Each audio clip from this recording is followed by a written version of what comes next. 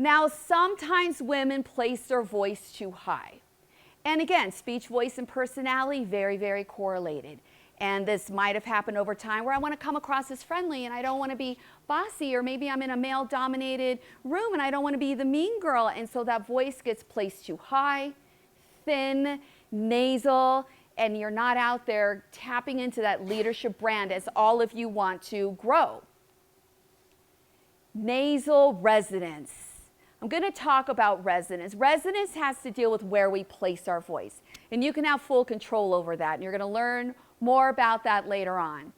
But nasal resonance is where that voice gets placed high. And so we're getting more of the vibrations from here. You can have some nasal resonance where you're close to that nasal cavity, maybe even go up a little bit higher. And you even probably heard women who are just really just complete and total nasal speakers.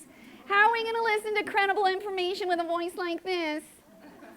So we're, well, there's not very women that quite have it that high. but we're going to learn how to shape that out. There's also something called vocal fry. And I think sometimes people correlate, oh, I'm just about done with my message, so I'm going to wind down my voice with it. And when those last couple of words, you kind of get into this fry zone. Men do it too. And you want to say what you want to say, but then those last couple of words tend to be gravelly. Do you know what I mean by the vocal fry, where you kind of get down into that zone like this? There was a big trend where the Kardashians were doing that in their show for a while, and they were intentionally speaking that way. It actually can hurt your voice over time. The big fancy technical word for that is called diplophonia, because what's happening is it's almost as if your voice is so poorly engaged and you have such little breath behind your messaging that you're kind of getting into this fry zone, and so it's almost as if there's two pitches going on at one time. And so what causes that is not speaking with a strong enough voice or bringing enough breath to your voice.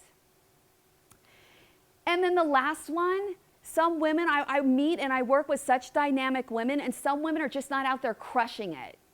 You're not crushing it. You're holding back on your voice a little bit because I don't want to come across too strong, or I'm keeping my voice and my speech pattern softer because I don't want to come across as too aggressive.